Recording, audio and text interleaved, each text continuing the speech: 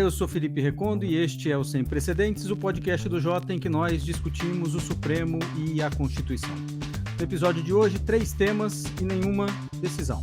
Primeiro, vamos aqui debater os votos dos ministros Edson Fachin e Alexandre de Moraes sobre a revista íntima a que são submetidas as mulheres que vão visitar seus familiares ou companheiros em presídios pelo país. Enquanto Fachin, relator do processo, julgou ser inadmissível a revista íntima, Alexandre de Moraes admitia a prática, mas se seguidos alguns protocolos e respeitados alguns requisitos. E diz que se houvesse abuso ou descumprimento desses requisitos, dessas condições, o agente penitenciário poderia ser responsabilizado. E aqui fica já uma pergunta: qual o voto mais compatível com a nossa realidade prisional, de Fachin ou de Alexandre de Moraes?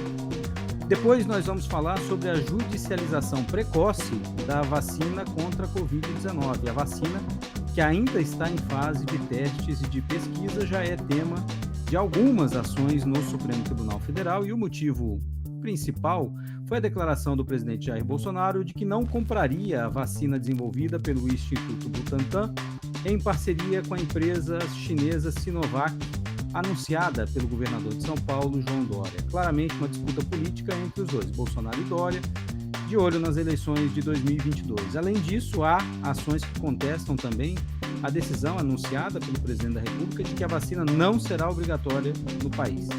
Poderiam os governadores e prefeitos impor restrições para quem não se vacinar, restrições, por exemplo, de não poder voltar à escola, de não poder frequentar determinados lugares? Essa é uma discussão que certamente o Supremo terá que travar. E, por fim, nós vamos traçar o cenário que Cássio Nunes Marques encontrará no Supremo quando for empossado no cargo na próxima sexta-feira, na próxima semana, numa sessão virtual. Apenas 3 ministros estarão no plenário: Luiz Fux, presidente, Alexandre de Moraes como o mais novo e Gilmar Mendes, que vai, no lugar de Marco Aurélio, fazer as vezes de o ministro mais antigo. Conosco o time de sempre: Juliana Cesário Alvim, da UFMG, Diego Werneck do INSPER e Tomás Pereira, da FGV Direito Rio, e ao final nós vamos eleger um fato, uma personagem ou uma decisão da semana. Juliana, queria começar com você para falar desse julgamento que ainda não se encerrou, foi pedido, o ministro Toffoli pediu vista, sobre revista íntima nos presídios. Queria que você nos traçasse o cenário que nós temos hoje, com uma clara divisão no plenário, mas com o voto do ministro Fachin contra as visitas às revistas íntimas a priori, já com 3 votos nesse sentido. Olá, Recondo, Diego, Tomás.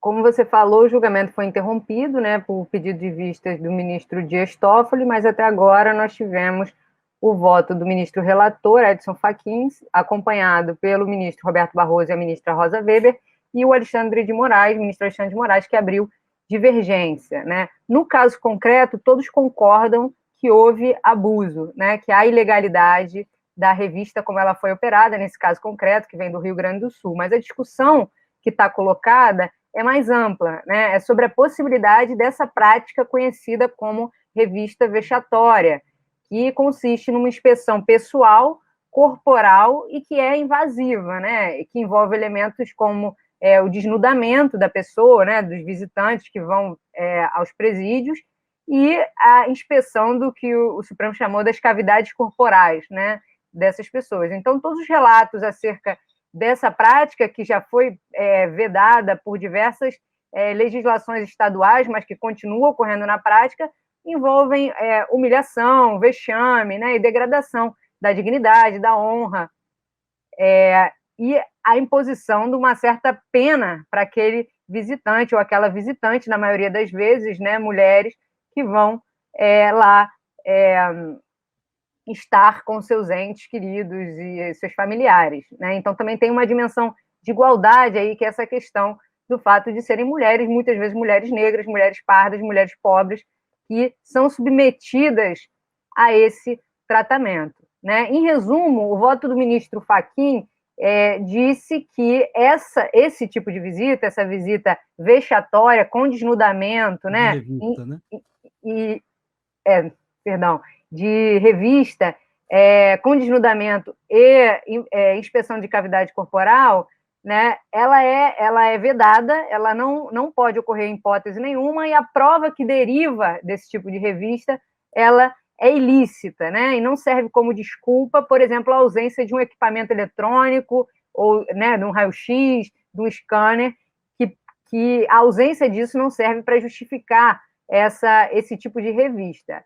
E quanto à revista pessoal, digamos assim, que é uma revista corporal, mas não invasiva, ela só poderia se dar, né, não invasiva nesses termos, ela poderia se dar excepcionalmente, e ele estabeleceu algumas circunstâncias, como o fato de que o objeto, papel, substância, seja ilícito e possa ameaçar a segurança do estabelecimento prisional, né? O ministro Alexandre de Moraes, por sua vez, quis fazer uma distinção, né? Disse que a revista íntima ela nem sempre é vexatória, nem sempre ela é degradante, e que ela não gera automaticamente uma prova ilícita. Então, ele colocou alguns critérios, né? Disse que teria que ser excepcional, subsidiária, seguir um rigoroso protocolo, e no caso concreto, né, as razões serem apontadas e os abusos serem responsabilizados. Então, ele assinalou que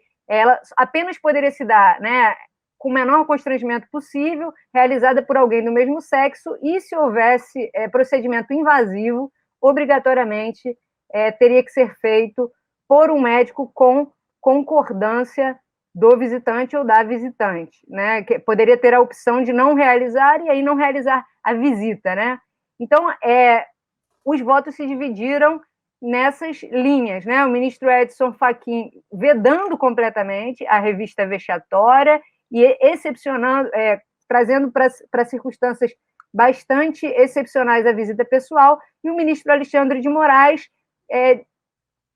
dizendo que a revista vexatória ela pode ocorrer, né, não de maneira abusiva, mas em determinadas circunstâncias que ele estabeleceu. Agora, eu vou voltar a esse tema ainda com você, Juliana, mas eu queria fazer essa provocação inicial para o Tomás. O ministro Fux, logo depois do voto do ministro Alexandre de Moraes, disse que Alexandre de Moraes fazia um contraponto, abre aspas, baseado na realidade, fecha aspas. E depois o ministro Barroso, concordando com o voto do Fachin, disse que o voto do Alexandre de Moraes não tinha base real, que por exemplo, essas condições que ele impôs, ou essa responsabilização do agente carcerário, ela não se daria. Imagine, se a polícia já comete abuso, imagine dentro de um presídio, ou imagina o cumprimento de uma das circunstâncias que o ministro Alexandre de Moraes colocou no seu voto, dizendo, se não quiser submeter a revista íntima, portanto, não tem visita. Ou seja, isso pode ser discricionário em alguns momentos, e como é que isso vai ser provado, né? Como é que essas mulheres vão provar? Então, eu queria perguntar para o Tomás, nessa realidade, nessa dupla realidade, né? Qual que você acha que é a mais condizente com a nossa situação, Tomás?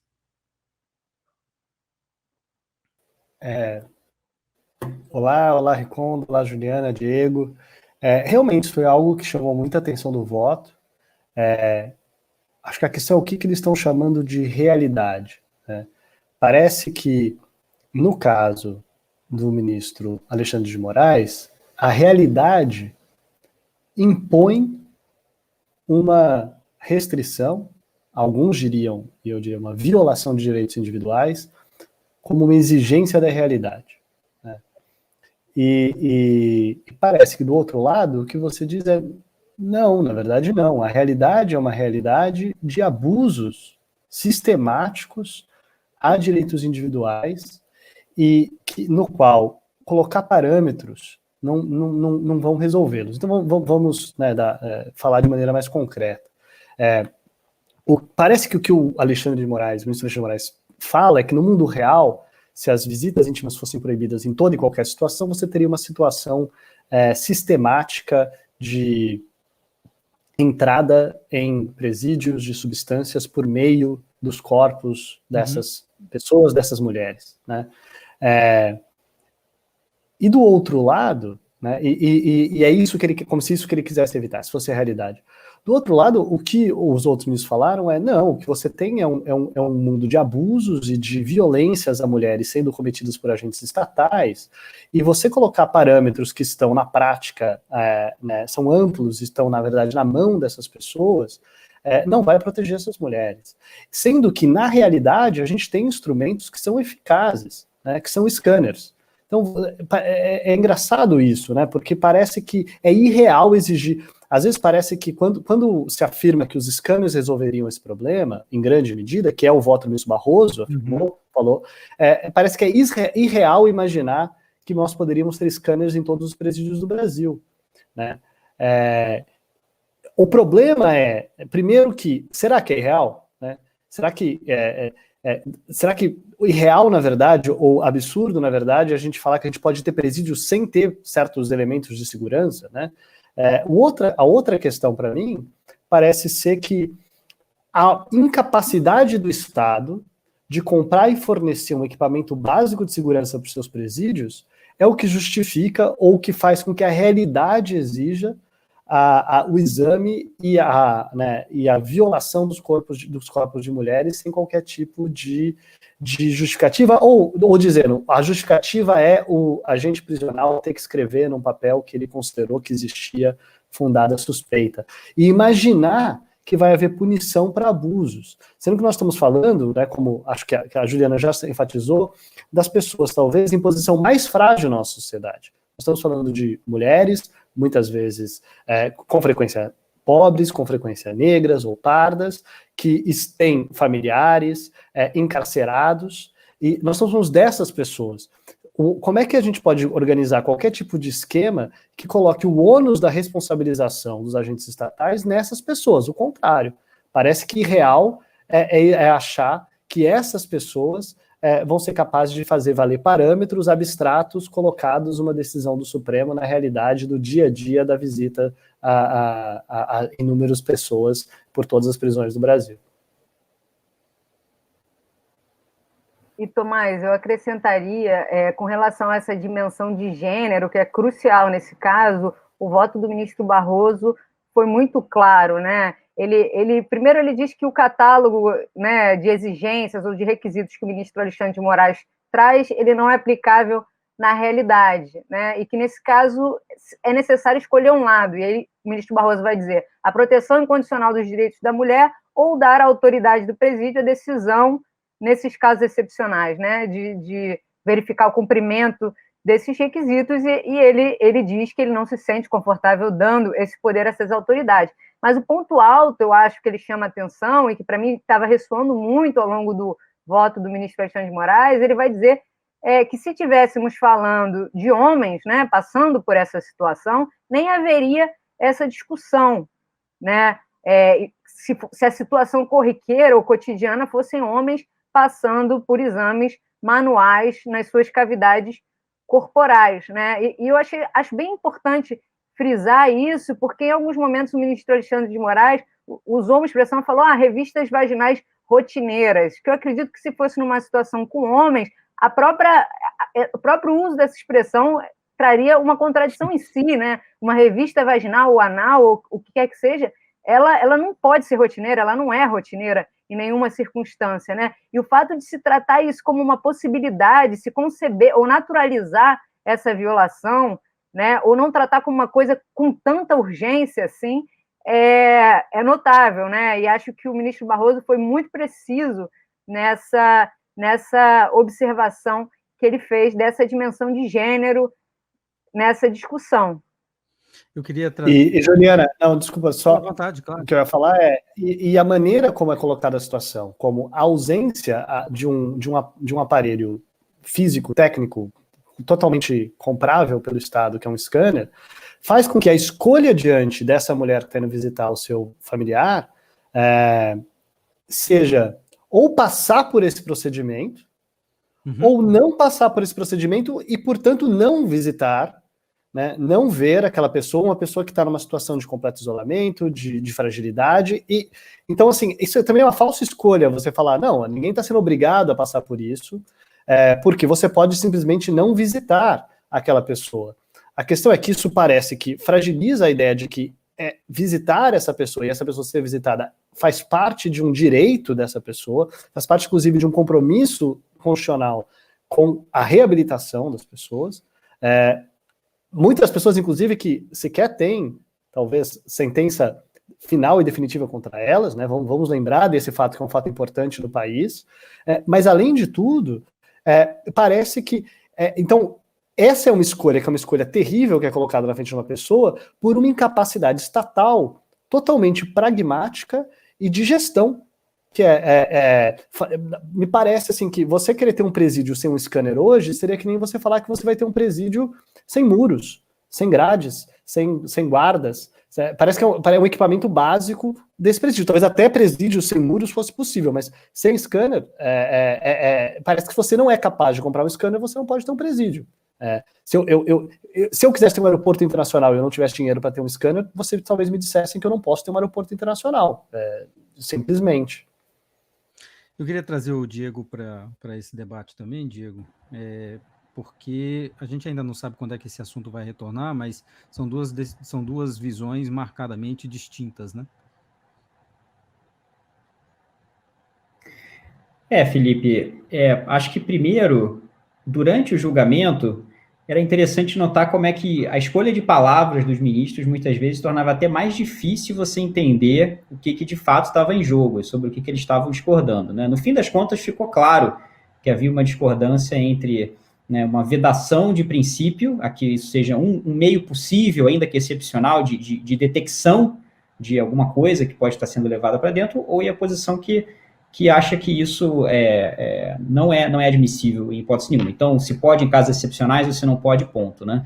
Mas, às vezes, né, a maneira pela qual alguns dos votos descreviam isso, então, por exemplo, o próprio termo revista vexatória, né, acho que dificulta o debate, né? Os ministros tentavam, às vezes, o Fachin começou um pouco fazendo uma distinção entre, descrevendo outras distinções que são feitas por juristas, né? Dizendo a revista, ela pode ser de vários tipos, a pessoal, a íntima, a manual e a vexatória. Aparece esse termo da vexatória como se fosse o que é proibido é revista vexatória. Desde que ela não seja vexatória, tudo bem. E aí tem discussões quando que ela é vexatória ou não. Acho que ninguém ali no Supremo discordou de que, se a gente for chamar as coisas pelos nomes que elas de fato, né, que de fato descrevem o que é, né, medidas invasivas de cavidades corporais, por exemplo, né, que é o melhor termo para você descrever algumas das coisas que estavam em jogo, acho que ninguém discorda que isso é uma restrição grave a direitos fundamentais, né? O ministro Alexandre de Moraes acha que isso pode ser justificado em casos excepcionais, né? Mas acho que todo mundo concorda que isso é vexatório. O que havia discordância era se em alguns casos, ainda que vexatório justificado, e em outros ministros dizendo que não, que hipótese nenhuma é justificado. Uma outra coisa também que eu acho que é importante separar, para quem está tentando acompanhar esse debate a partir dos votos de hoje, é que, né, o caráter absoluto da posição do ministro Fachin, por exemplo, que colocou o termo abominável na formulação da tese, né, seria um caso novo, acho que mostra muito o grau de repúdio, mas uma tese do Supremo que tem um adjetivo bastante radical, né? Não se aceita a abominável prática das revistas que sejam invasivas corporalmente. Esse caráter absoluto é apenas o uso de qualquer tipo de intervenção corporal como meio de detecção, dado que existem esses outros, né? Não, porque aí as pessoas podem ficar pensando em casos limite, mas e se tiver uma bomba dentro do corpo que você tem? Mas isso é uma outra questão, né? Isso aí quais são os procedimentos para você tentar extrair alguma coisa que você já detectou. O problema é se você pode usar como meio de detecção ou não. Sim. Deixa eu fazer uma ponderação, que o ministro Alexandre de Moraes usou um exemplo no julgamento que eu achei interessante para se debater. Ele mencionou uma mulher que quis entrar num presídio para mandar um recado para uma liderança do PCC com um bilhete no absorvente íntimo. Isso, de fato, um raio-x não pega, um scanner não necessariamente vai pegar. É um papel, um pedacinho de papel. Então, ele usou esse argumento e poderia estar nas exceções dele. O problema é que ele parte do a priori pelas exceções. Me parece que o ministro Fachin começa de um a priori, é proibido.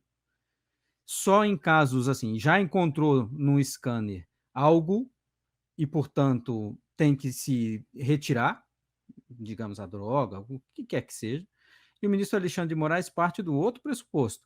Isso pode ser usado, sim, em casos em que houver suspeita, etc, etc. Então, eu não sei se... Me parece que eles lidam com realidades também diferentes no a priori, né?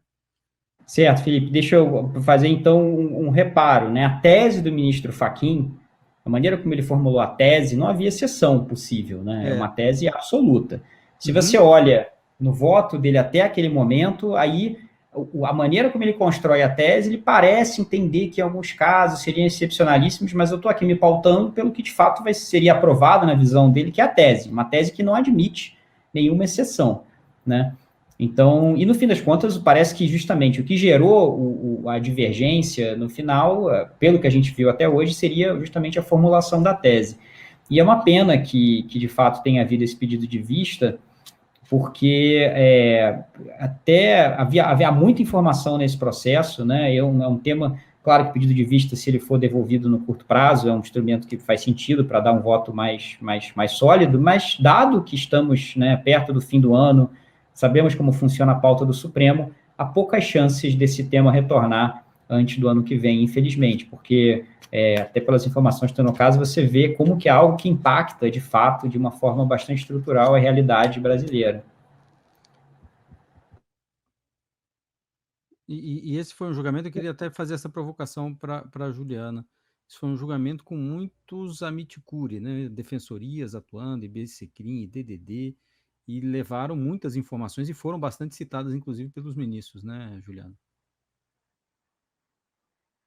Não, isso foi muito importante. Nesse caso, fica muito evidente, né, o papel da participação social dos amiticuri num caso como esse, né? Se a expressão medida invasiva de cavidade corporal, ela já né, ela já traz embutido uma humilhação, um vexame, ela nem se compara aos relatos que foram trazidos na tribuna, que são situações muito degradantes, muito vexatórias e que acho que ninguém ousaria dizer que não se trata de uma humilhação ou de qualquer coisa do tipo. Então, às vezes, o pudor, inclusive do vocabulário jurídico, ele pode mascarar essas realidades tão cruéis. E acho que, nesse caso, especificamente, foi muito importante, né, a participação dessas entidades que trouxeram relatos, falas de pessoas, e trouxeram nos autos também, que passaram por essa situação, narrando todas as dificuldades e as humilhações dessas circunstâncias.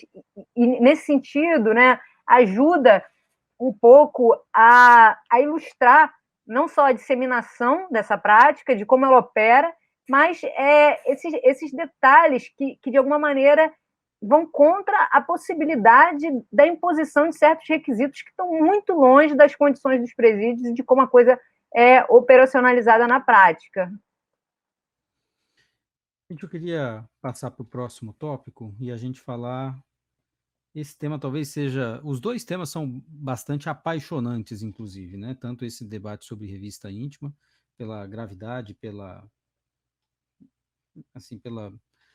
escatologia do que nós estamos falando, né? Que ainda perdura, e não à toa que é chamado de revista vexatória. E nós vamos falar de vacina da Covid. A gente ainda não tem uma vacina, mas a briga política e a briga jurídica já começou. E o que eu queria perguntar para vocês, nessas tantas ações que agora já chegaram ao Supremo, as duas mais importantes relatadas pelo ministro Lewandowski, mas eu queria começar pelo Tomás, perguntando o seguinte, não, pelo Diego. Diego, eu queria saber de você o seguinte, o Supremo deveria decidir julgar essas ações antes de nós termos uma vacina? E o que daria para decidir numa circunstância como essa, sem ter uma vacina, sem saber da sua eficácia, efeitos colaterais, etc.? A gente vive num país em que há legislação que prevê uma série de consequências se você não promove a vacinação dos seus filhos no caso de vacinas obrigatórias, né? Assim, aqui, entre essas consequências não está a vacina à força entrando na sua casa, mas existe, se você, por exemplo, isso afeta a possibilidade de você matricular o seu filho em escolas públicas, né? se ele não está com a carteira de vacinação em dia. A gente tem legislação que nunca foi controversa, que prevê consequências negativas se você não toma vacinas prescritas obrigatórias. Isso é parte importante da política de saúde pública, né? Aí, a questão que surge né, o que exatamente o Supremo estaria julgando? É uma antecipação de um problema que ainda não se colocou. A gente pode discutir com uma dada vacina X lá na frente, que teve um certo procedimento de aprovação na Anvisa, que teve determinados problemas nesse procedimento, que tem alguns elementos. Aí é possível discutir esses dados, né? Mas a discussão em tese, se é possível haver vacina obrigatória, né, isso nunca foi controverso no Brasil. Talvez medidas específicas mais drásticas do que as que existem, se nunca conhece no Brasil, desculpe, né? Na República Velha isso foi, não estou falando do ponto de vista histórico, estou falando desde 88, claro. Né? Sobre a nova Constituição, isso não é uma questão que tenha sido contestada nesses termos, porque as consequências não são drásticas necessariamente, podem ser consequências relevantes para a vida das pessoas, mas não é o que as pessoas estão imaginando com vacinação obrigatória. Agora, eu acho que por que um tribunal se anteciparia a um problema que não existe, né? Às vezes isso pode ser feito porque o tribunal quer agora sinalizar uma posição futura para evitar que determinados atores políticos adotem certos caminhos que produziriam um conflito no futuro. Então, pode ser uma forma de exercer poder desde já, né? A questão é que, para isso, você tem que ter alguma ideia, né, de qual é o conflito exatamente que está se colocando. Uma coisa existe um problema, as posições são A e B. Eu sei qual é o problema, eu já vou dizer de antemão que, olha, não vai por B que vai dar errado. Agora, tem A a Z. O problema, a forma exata do problema jurídico que pode aparecer perante o Supremo vai de A a Z. Tem questões de federação, tem questões do tipo de medida, tem questões de procedimentos de aprovação da vacina. Então, eu não consigo ver nenhum ganho para o tribunal, nenhum ganho para o país, em ministros agora levantarem essa bola e ficarem falando a gente vai falar sobre isso, eu sei, né, quando passar a palavra para a Juliana e para o Tomás, de casos que estão no Supremo, que de fato discutem essa questão de outros pontos de vista, mas me parece que simplesmente, como o ministro Fux fez, por exemplo, né, já começar a antecipar que vai haver uma discussão do Supremo sobre a obrigatoriedade da vacina, eu não vejo nenhum ganho nisso. Realmente não vejo nenhum ganho para o tribunal. A gente não sabe nem qual é o problema. Você vai querer antecipar o exercício de poder sobre um tema que você nem sabe os parâmetros ainda exatamente. Então, acho que só vai aumentar a confusão, só passa a impressão para as pessoas de que já há algo muito drástico na mesa e não há nada de fato ainda drástico. Então, acho o Supremo não deveria entrar nesse tema, no mínimo, até que o problema esteja definido. Qual é? Essa é a questão que vai ser discutida. Antes de passar a palavra para o Tomás, só falo uma coisa de comunicação. O ministro Fux frequentemente cai numa armadilha que a imprensa cria, e que é normal, que é perguntar para qualquer ministro, como ele percebe aquele assunto. E esse ministro vira e mexe e responde o seguinte, se ele não está, se ele não toma esse cuidado. Não vou falar porque esse assunto vai chegar ao Supremo, certamente vai chegar ao Supremo. Pronto. O ministro Fux acabou de dizer que a obrigatoriedade da vacina vai chegar ao Supremo, pronto, tem uma declaração, virou matéria. Então, no final das contas, é óbvio que esse assunto ia chegar ao Supremo.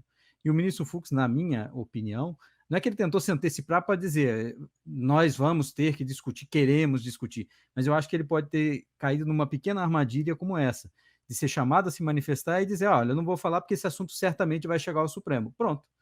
Basta isso para alguém escrever uma matéria dizendo o presidente do Supremo disse que a obrigatoriedade da vacina vai ser discutida no tribunal. Já vi isso acontecer. Sim, não, a sua descrição faz todo sentido. É bem possível que tenha sido isso mesmo, embora ele tenha desenvolvido um pouquinho o raciocínio, justificou, mas de fato, digamos que pode ter caído nessa armadilha com vontade, né? Assim, tipo, olha, vou entrar, os dois pés na armadilha, não um só.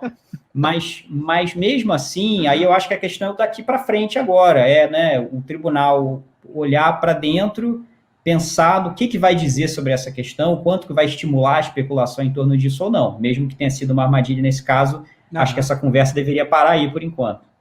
Tomás, e você, o que você acha que seria o melhor cenário para o Supremo? O melhor cenário para o Supremo, já não estamos nele, mas eu acho que o que é importante pensar aqui é o seguinte: Primeiro, logo que tribunais constitucionais começaram a ser criados, controle de constitucionalidade dessa maneira como ser criada, a primeira coisa que ficou no ar para alguns tribunais era: a gente pode levar dúvidas para você? E alguns tribunais aceitam responder consultas, né? E outros tribunais, e é o caso brasileiro, dizem: nós não somos órgão consultivo, a gente precisa de um caso. Claro que existe uma diferença entre controle concreto, que geralmente existe um conflito específico que afeta indivíduos, e controle abstrato de constitucionalidade, que você tem uma norma, mas de qualquer maneira você tem algo que existe, você tem uma portaria, você tem uma lei, né, específica, e você vai discutir se aquela regra, naquela formulação, é constitucional ou não. Você tem um conflito. Esse caso é o tipo do caso em que é particularmente difícil você responder de maneira consultiva, não só porque você não tem a vacina, que foi a sua pergunta, mas a gente também não tem as regras, né? Para além das regras que existem, estão aí desde sempre e que ninguém nunca considerou inconstitucional, né? Então, que tipo de conflito a gente imagina que poderia acontecer, né? Um é essa vacina ser obrigatória, e a gente tem conflitos com certos indivíduos que não querem ser vacinados. Tem um conflito entre Estado e indivíduo de maneira específica. O outro é um conflito entre órgãos da federação, que é o que está em jogo em algumas dessas ações também, né? Que é o governo federal não querer determinar a vacina obrigatória e o governador estadual decidir determinar. Primeiro lugar, mesmo esse conflito não é um conflito que aparece em abstrato, porque não é que um diz que é obrigatório e o outro diz que não é, né? A questão é: quais são as consequências disso, né? Porque uma coisa é o governador estadual tentar ele próprio estabelecer um programa estadual de vacinação dentro do estado. A gente vai ter que discutir se governadores podem fazer isso. A gente normalmente vê planos nacionais de vacinação. Será que isso pode ser feito? Esse é um tipo de discussão. Mas será que a gente não tem que esperar por essa regulação, por essa lei, ou por esse decreto que tente estabelecer esse tipo de regulação para a gente tentar ver se no caso concreto aquilo tal não está dentro das competências? O outro eu exigir a vacinação como condição para certas coisas específicas. O Diego já mencionou aqui, para você poder frequentar a escola pública. Para você frequentar a escola pública estadual, que claramente está dentro da competência estadual. Então, a maneira como esses conflitos aparecem, eles exigem, em geral, algo de concreto, nem que seja a existência de uma lei. E é estranho, né, é problemático o Supremo entrar nesse tipo de conflito, e com frequência o Supremo evita entrar nesse tipo de conflito sem precisar. Né? A gente pensa, às vezes, como isso aconteceu no passado, né, com outros conflitos desse tipo. Como no Brasil existe controle concreto, como no Brasil o cidadão individual não está desprotegido, ele vai poder, se tiver algum tipo de problema, ir ao judiciário local e levar o seu caso específico. Às vezes faz mais sentido o Supremo deixar ver como essas coisas acontecem e depois ele se pronuncia, seja em recurso extraordinário, seja em abstrato numa ação de controle, depois dessas coisas terem ocorrido no mundo. Então eu concordo com o Diego. Eu acho que, de maneira geral, não faz sentido o Supremo entrar nesse debate antes de ter esse desenvolvimento concreto específico. Normalmente ele não faz isso. Então a real pergunta é: se ele fizer, por que ele está fazendo? É por algum tipo de afobação, ou é por uma análise estratégica específica de que, nesse contexto, é melhor sinalizar antes para evitar o conflito depois? Então, eu acho que essas são as coisas que eu estou de olho quando a gente olha para esses casos.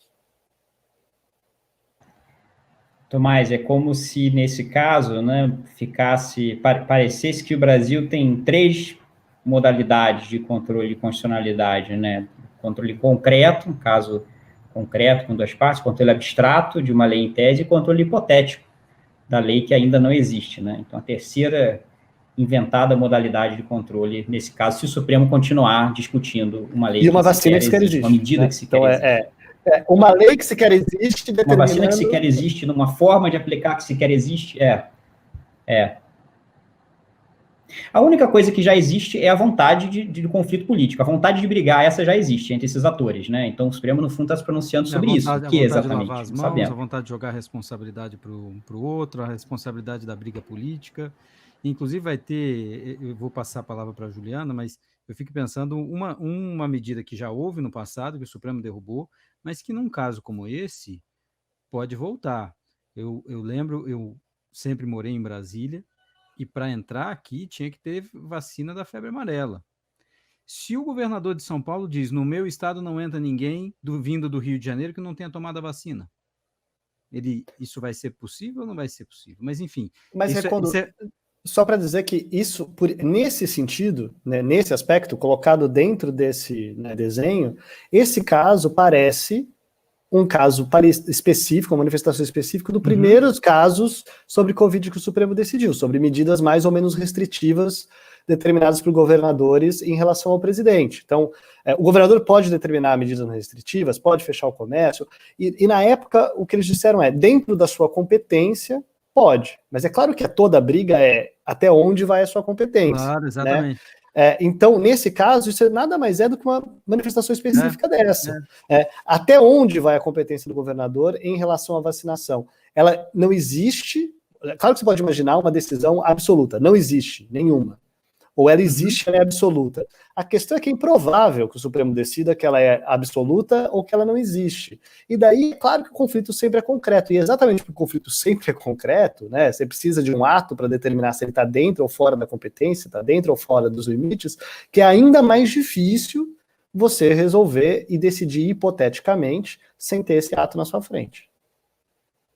Eu só queria aqui dar uma ilustrada para quem não está familiarizado, quais são as ações que estão colocadas no Supremo sobre isso, né? Só para ilustrar aqui do que a gente está falando em termos do problema estar sendo antecipado. Então, a gente tem duas ações que questionam, né, o dispositivo da lei desse ano de combate à pandemia de Covid, que diz que as autoridades vão poder adotar certas medidas, incluindo vacinação compulsória, né? Então, tem uma ação do PDT que justamente alega que autoridades locais, estados e municípios podem decidir acerca de imunização, então poderiam implementar essas medidas. Por outro lado, tem uma ação do PTB justamente dizendo que essa previsão ela é inconstitucional, que viola o direito à saúde, que pode colocar a vida em risco, etc. A gente tem ações específicas, uma da rede e a outra de vários outros partidos, sobre a colaboração, né, ou a natimorta, não sabemos muito bem, colaboração entre o governo federal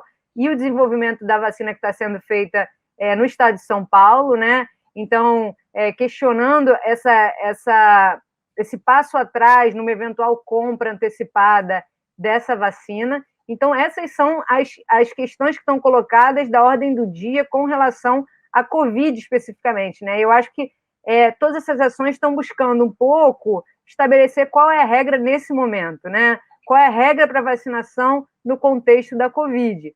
Mas, como a gente já falou, essas não são as únicas ações do Supremo sobre vacinação. Então, existe uma ação que não se relaciona a princípio à Covid, né? Que é uma ação de um caso concreto, que está com o ministro Barroso, nesse caso, e que aí ela não está discutindo a regra, né? Ela está discutindo a exceção. É uma família que não quer vacinar a sua criança, por considerar isso um procedimento invasivo, por ser contra esse tipo de tratamento, digamos assim, e querer uma exceção a isso em razão da sua liberdade de crença, né? Então, é interessante pensar que essas ações não são iguais, né? E o debate sobre vacinação e vacinação obrigatória, ele não é igual, ele pode ser enxergado a partir de várias lentes. Também é interessante pensar em que medida, se o Supremo resolver julgar isso agora no contexto da Covid, e como ele vai julgar, como é que isso pode impactar um debate mais amplo sobre vacinação, né? Então, a gente tem essa emergência específica, e como vocês colocaram, a gente não sabe como é que vai se dar a questão da vacinação na emergência específica, mas, eventualmente, essa decisão ela pode impactar essa discussão sobre vacinação de uma maneira mais ampla. E esse caso, conforme essas coisas forem de fato se transformando em fatos e conflitos e medidas concretas, vai ser interessante ver o que acontece com a jurisprudência do Supremo, que o Tomás já mencionou, sobre Covid e federalismo, porque nesses casos iniciais, do início do ano, era basicamente uma questão de saber se os estados e municípios podiam fazer alguma coisa diante de um governo federal que não queria fazer nada ou queria impedir que os estados e municípios fizessem alguma coisa, né? Verdade. Um cenário muito radical. A gente sabe que, né, e até essa volta atrás do presidente Bolsonaro com relação do governo federal, após a fala do presidente Bolsonaro com relação à cooperação com a vacina, né, desenvolvida em São Paulo, mostra que ainda é possível que haja muito comportamento errático e possivelmente arbitrário da parte do governo. Mas, de forma geral, seja em alguma mudança de grau na maneira como o governo lida com a política, né, seja porque a natureza dos problemas que vão se colocar vai ser mais cinzenta, então vai ser, por exemplo, comparar diferentes medidas de diferentes entes, né, uma pode ser mais duradoura no tempo para atingir uma parcela maior da população, menor da população, a outra vai tentar ser mais rápida. Quando você houver uma disputa mais cinzenta entre diferentes medidas que tem que ser comparadas de um jeito muito mais sofisticado, em vez de uma briga entre, né, o 0 ou 1, né, governos locais que querem adotar medidas restritivas e um governo federal que rejeita a ciência no discurso, a posição era basicamente essa, e rejeita qualquer tipo de medida. Aí, nessa disputa cinzenta, a gente vai poder ver também as verdadeiras cores dessa jurisprudência do Supremo sobre Covid, né, que foi construída nesse cenário muito radical, e vai ser interessante ver como é que ela sobrevive quando o tribunal tiver que olhar no detalhe e comparar essas medidas de maneira muito mais nuanceada. Vai ser difícil, vão ser decisões delicadas para o Supremo quando isso aparecer. E também tem essa questão de não sabermos. Talvez esse seja um tema totalmente incógnita, porque nós não sabemos nem se haverá uma outra vacina que não seja a chinesa e que o governo federal pode comprar, pode simplesmente dizer essa outra vacina funciona melhor, portanto vou utilizá-la. E eu queria só lembrar aqui, antes de a gente passar para o nosso próximo assunto, que o presidente da Câmara, Rodrigo Maia, falou que esse era um tema para a política resolver, não o Supremo, querendo inclusive que haja uma solução legislativa nesse sentido, e alguns ministros, logo que essas ações começaram a chegar, já reagiram em reservado de maneiras diferentes. Um deles falou, não dá para esperar a vacina antes de começar a discussão? Outro mencionou, olha, a discussão que hoje está no Supremo, porque isso foi tratado na imprensa, né, de como se o Supremo fosse decidir isso neste ano, nessa outra ação relatada pelo ministro Barroso. E aí os ministros falaram, não tem nada a ver uma coisa com a outra, absolutamente nenhuma relação, coisas diferentes, conflitos diferentes. E um outro ministro dizendo, olha, nós já temos obrigatoriedade da vacina, mas ninguém está falando, e aí ele tentou botar um pouco a bola no chão, ninguém vai invadir a sua casa para te dar vacina. Nós já temos vacina obrigatória, ninguém precisa entrar com habeas corpus, como houve no começo do século passado, as pessoas que não querendo se vacinar, e já houve agora habeas corpus negados no Superior Tribunal de Justiça, gente não querendo se vacinar, um habeas corpus contra uma vacina que não existe. Mas queria agora passar para o próximo assunto. Cássio Nunes Marques toma posse na próxima semana, numa sessão virtual, em que... E eu queria saber de vocês, começando pelo Diego, que tribunal que o Cássio Nunes Marques encontra assim que tomar posse? Quais são os desafios? Que cenário que ele vai encontrar, Diego? A primeira coisa que chama atenção nesse cenário de entrada do Cássio Nunes no Supremo é que ele vai pegar um tribunal num microclima muito raro, né? Porque olha o que está acontecendo só nos próximos meses. Ele vai ficar só até julho, quando sai o ministro Marco Aurélio, se não me engano, julho, né? Julho. Ele vai ficar só até julho como o ministro mais novo do tribunal nessa composição. Então, essa composição com Cássio só vai interagir por esses 6 meses. Uhum. Com um recesso grande no meio agora, então são 3, 4 meses de atividade no ano que vem. Ele ainda pega Covid, não pega na pessoa física, né? Ele pega o Covid no cenário. Então, temos Covid ainda afetando as decisões do tribunal. Há esse conflito, né, armado, que tem sido renovado em pequenos e médios e não tão médios gestos entre o Marco Aurélio e o Fux. Né? Desde a posse do Fux, isso tem sido algo que tem aparecido nas interações entre os ministros. E é um decano, né, a saída de um decano que era uma influência, como o Felipe observou no texto dele comentando o legado do ministro Celso de Mello, era a fusão, né, do que era ser o Celso de Mello como decano, não é a posição de decano, eram características do próprio Celso, que a gente se acostumou a ver em ação na figura do decano, uma pessoa que era muito respeitada e respeitosa, né, com seus pares, que era uma unanimidade relativa interna. Então, sai esse ministro e entra como decano alguém que, de todos os ministros que estão no tribunal hoje, é o único que construiu a sua carreira em função da individualidade, da divergência e do conflito, muitas vezes, com o resto do tribunal. Então, esse é um microclima que vai estar muito circunscrito no tempo, né? Não sei o quanto que dá para extrair inferências desse período para o Cássio em velocidade de cruzeiro, digamos, depois disso. Mas tem uma outra coisa que é interessante também, é que o tipo de atenção que ele vai despertar também é excepcional. Porque justamente porque essa vaga abre em julho, né, a indicação do Cássio Marques Nunes já é feita à sombra da indicação da próxima. O presidente Bolsonaro, ao falar da indicação do Cássio, já se justifica falando que a próxima vai entrar um evangélico. Então, é quase como se fosse uma indicação casada, né? Um par que vem muito próximo no tempo e uma influencia a outra. Especialmente considerando as críticas de setores do bolsonarismo com relação às credenciais conservadoras do ministro Cássio Nunes Marques, é possível que a atenção em cima dele seja redobrada da parte desses setores e da parte do próprio presidente Bolsonaro, que fez sua primeira indicação e tem todos os incentivos para estar pensando, será que funcionou?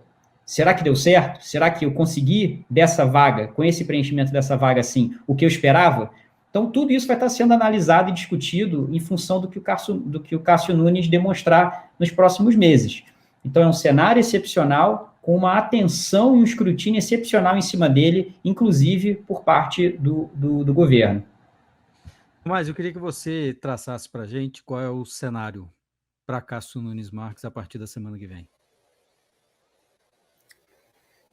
O cenário, acho que o Diego já colocou, é esse, né? A gente tem um tribunal numa situação de conflito político, muitas vezes com o próprio presidente da República, com casos polêmicos sendo julgados, e um tribunal dividido em várias dessas questões. Por que isso é uma questão, muitas vezes, particularmente difícil para o ministro que acaba de chegar? Porque ele é o primeiro a votar, normalmente, depois do relator, né? Então ele não tem, digamos assim, a possibilidade de enxergar o que está acontecendo, né, ver o que está acontecendo e ir com a maioria, né, ele com frequência vai estar numa situação que ele ou segue o relator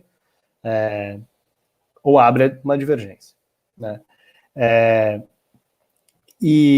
E a verdade é que, em muitos casos, isso é relativamente fácil. É só pensar no dia de hoje, né? No dia de hoje, a gente teve um caso sobre revista íntima em presídios, que é um tema que tem relacionado com vários temas que dividem a política nacional, questão prisional, garantismo, né, proteção de direitos fundamentais, direitos humanos, que estão...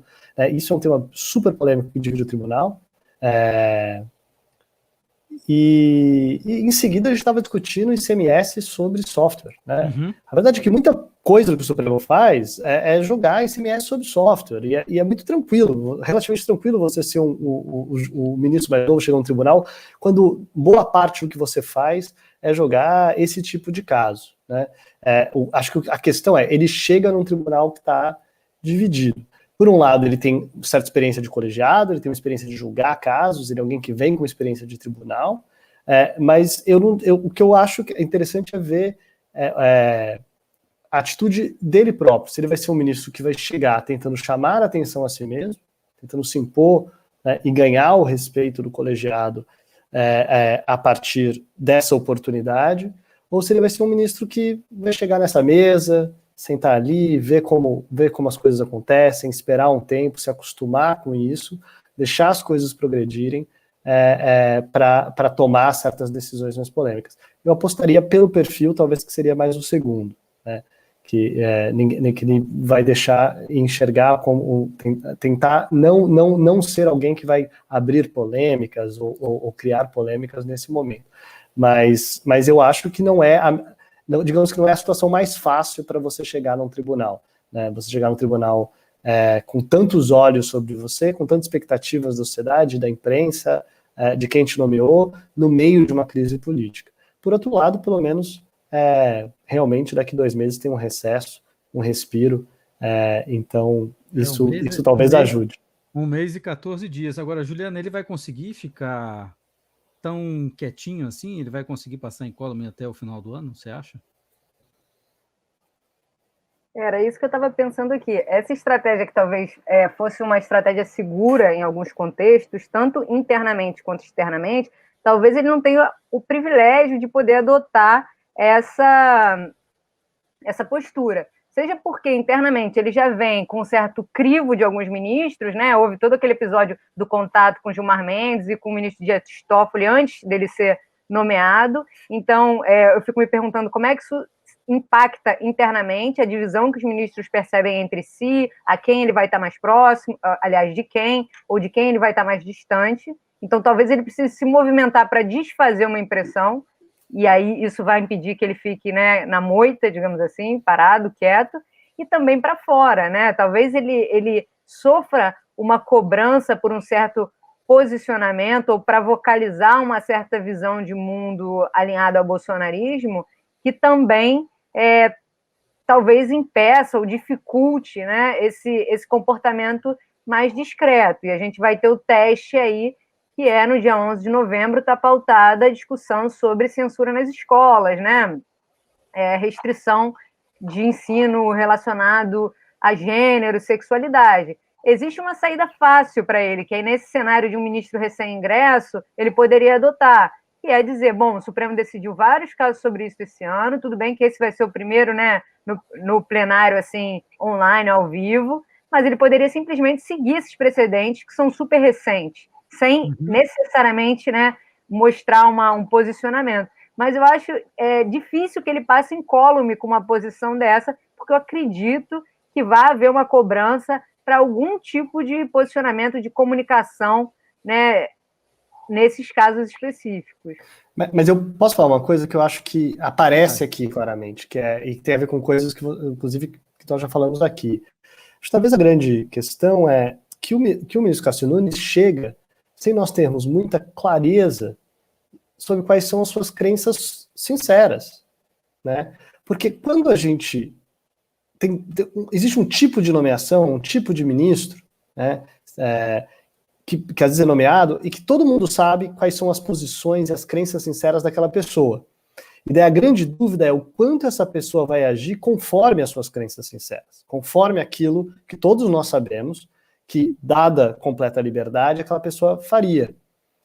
Acho que uma parte que a gente está enfatizando aqui existe uma incógnita, inclusive, sobre isso. E, na verdade, esse vai ser o momento em que a gente vai talvez descobrir de verdade, né, quais são os seus posicionamentos firmes sobre algumas dessas posições, né? Então é um tipo de problema diferente, né? A Juliana, inclusive, escreveu essa semana sobre a nomeação para a Suprema Corte dos Estados Unidos.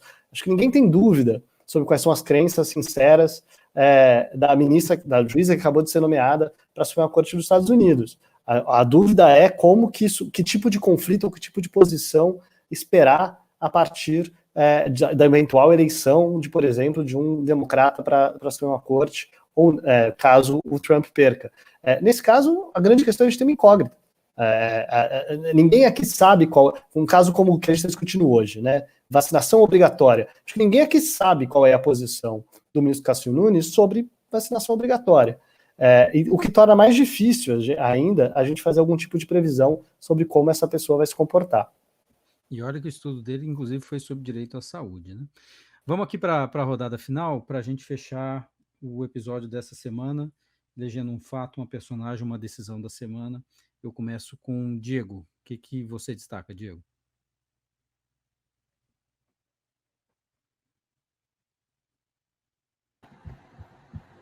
Olha, a gente comentou na semana passada que o inquérito em que o presidente Jair Bolsonaro é investigado pela alegação do ministro Sérgio Moro, e o próprio ministro Sérgio Moro também é investigado, né, aquele episódio em que ele teria interferido na indicação do diretor da Polícia Federal. A gente tinha comentado que esse inquérito foi distribuído com a saída do ministro Celso de Mello para o ministro Alexandre de Moraes. E eu chamo a atenção essa semana algo, não fato quase, mas que é para prestar atenção, que o ministro Alexandre de Moraes, como novo relator desse inquérito, no lugar do aposentado ministro Celso de Mello, fez seu primeiro ato, né, nesse processo, nesse inquérito. Ele pediu à Polícia Federal que preste informações atualizadas sobre o andamento dessas investigações, diversas dimensões dessas investigações. Nada aconteceu ainda, era esperado que ele fizesse isso como novo relator, mas o primeiro ato dele no processo, esse é um processo decisivo, que a gente ainda vai ouvir muito falar nos próximos meses. Está se aquecendo. Tomás, e você? O que você citaria? Olha, como você falou no começo, né, a gente tinha alguns temas e nenhuma decisão. Eu acho que a decisão da semana é a ausência de uma decisão sobre a questão de visitas, de revistas íntimas, de revistas vexatórias, porque na prática, né, isso significa que elas vão continuar acontecendo, né, e chama particular atenção, considerando que vários ministros estavam votando no sentido dela ser inconstitucional, e mesmo aqueles que consideraram ela era constitucional apenas dentro de parâmetros extremamente, muito mais restritivos do que a nossa realidade, e com essa vista, nós não temos um posicionamento do tribunal, né? Então essas revistas vão continuar acontecendo, revistas que são abomináveis, segundo o tema proposto pelo relator, pelo Fachin, e são na prática de como elas acontecem mesmo no mundo real, e não só vão continuar acontecendo, como caso elas gerem a obtenção de algum tipo de, por exemplo, como foi o caso dessa pessoa, de drogas, as pessoas vão continuar sendo indiciadas, processadas, talvez condenadas por algo que o Supremo está decidindo se é uma nulidade absoluta de prova. Então, eu acho que isso é algo, essa não decisão é infelizmente algo que acontece com frequência no tribunal, mas nesse caso tem um impacto semanal na vida de milhares e milhares de mulheres e pessoas e mulheres pelo Brasil. Então eu espero que isso volte o quanto antes e que a gente tenha um posicional do tribunal, até porque até a posição divergente é mais restritiva do que a prática que nós temos hoje. Sem dúvida. Juliana, e você? O que você destaca ao final? Eu vou pegar carona nesse nosso último bloco e vou ser breve. Destaco a posse do ministro Cássio Nunes, que vai acontecer na próxima semana, na próxima quinta-feira, dia 5 de novembro. É dia 5 ou é dia 6? A posse, não é na sexta-feira ou é na quinta?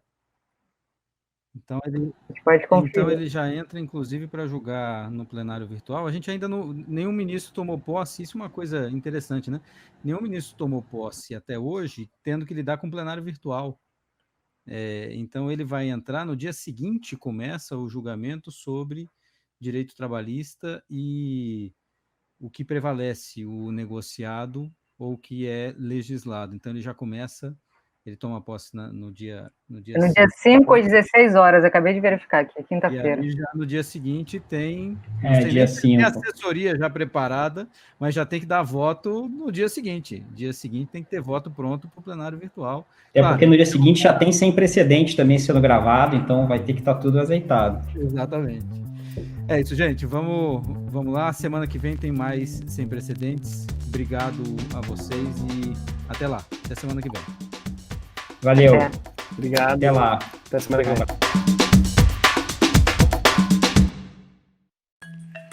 Se você gosta do Jota, conheça agora o Jota Pro. Informações diárias exclusivas e ferramentas únicas para ajudar a definir os rumos da sua empresa. E com o Jota Pro Tributos, você recebe informações de bastidores e análises do andamento das principais questões tributárias em jogo no país, especialmente as discussões sobre a reforma. Você também tem acesso exclusivo aos resultados dos julgamentos do CARF, do STJ e do STF no mesmo dia em que acontecem. E mais, os algoritmos da ferramenta CARF Previsível permitirão saber quem tem mais chance de vitória nas disputas da casa. São informações que podem valer milhões de reais para a sua empresa a um clique de distância. JPro. Não tome decisões no escuro. Acesse www.j.info/pro e conheça mais.